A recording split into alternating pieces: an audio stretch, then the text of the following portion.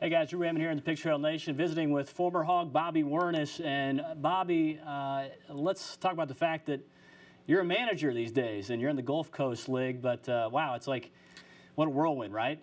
You get this job, and I always thought you could be a manager, and this is great. You're on this track.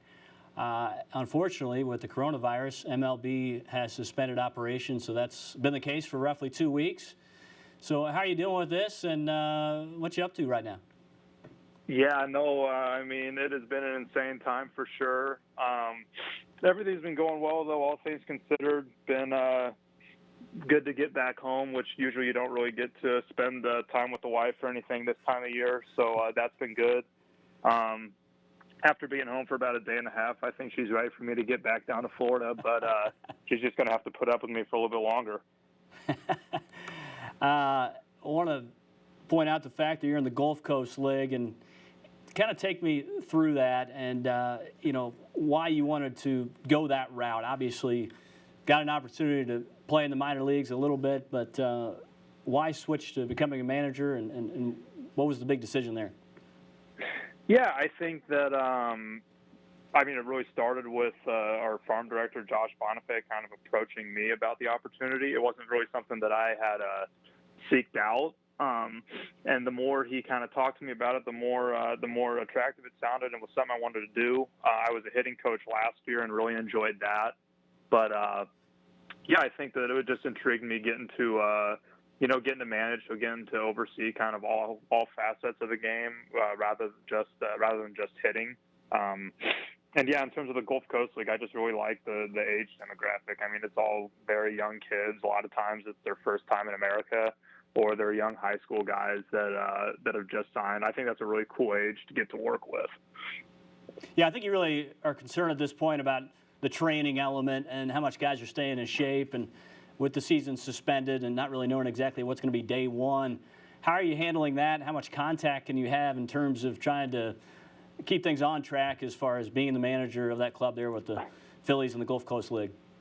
Yeah, I think the toughest part is there's just no precedent. I mean, there's been nothing like this certainly in my lifetime, but it seems like this is just like the first time anything like this has happened in baseball, especially with the timing. I mean, some of the kids have been down early, so they've been going for a month and a half. But we got a fair amount of kids that they had been on the field for 4 days and then had to shut it all down. So yeah, there's just no precedent for it. So I've been in contact probably about once a week with the guys just to check in on them, because a lot of them, the gyms around their house are closed. So that constraint is obviously challenging them a lot in just terms of doing basic stuff like lifting, throwing, hitting, whatever it is. So I think most of the guys have found places that have been open to them, or making some sort of special arrangements for them. But yeah, it's been tough. Yeah, how does the communication work when you're at that level in the Gulf Coast League and you're in an organization like that where the Phillies are operating the way they're going to operate? Obviously, the scouts were sent home very early when a lot of this stuff came about, but I saw, it's been probably a couple weeks now since, the news came out. The Marlins, for instance, shut down their entire complex. But what is the communication like, and what have the Phillies done to be proactive in terms of everything that's going on with the coronavirus? Yeah, no, I think they've been very proactive, and the guys were kind of educated on the matter early on in spring training. I don't think anyone really foresaw camp being closed, at least I definitely didn't.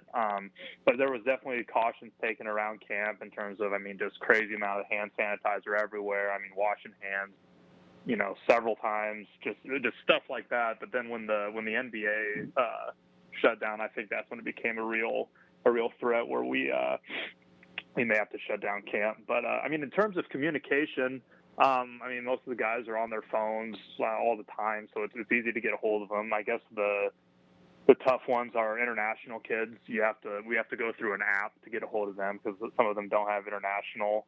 And we have some guys that are from Australia, which they're 14 hours ahead of us. So trying to kind of sync a schedule with them to get in touch with them is a little bit difficult. But it is very similar to the off season. We like to keep in touch with them throughout the off season. So I guess on a communication front, it's not much different than just a normal off season. All right, man, memories. Let's go back to the 2015 SEC tournament. I think it was like 1:15 in the morning in the second game of that tournament for you guys. And you fouled off 8 pitches, 6 with 2 strikes, and a 2-run bomb there at the Hoover Met. Beat Florida 7-6. I was just going nuts. I know all these Hog fans were. And just your ability to fight, and hit that home run. Take me back to that moment.